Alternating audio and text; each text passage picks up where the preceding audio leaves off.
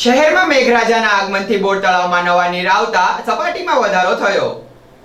ભાવનગર જિલ્લામાં છેલ્લા 3-4 દિવસથી વરસાદ સતત આવી રહ્યો હોય ત્યારે ભાવનગરની જીવાદોરી સમાન બોર તળાવમાં નવા નીરની આવક થઈ છે. ત્યારે બોર તળાવની પાણી સપાટી આ નવા નીરની આવકથી 2 ઇંચ ઊંચી આવી છે. આ બાબતને લઈને ભાવેણાવાસીમાં આનંદ જોવા મળ્યો હતો.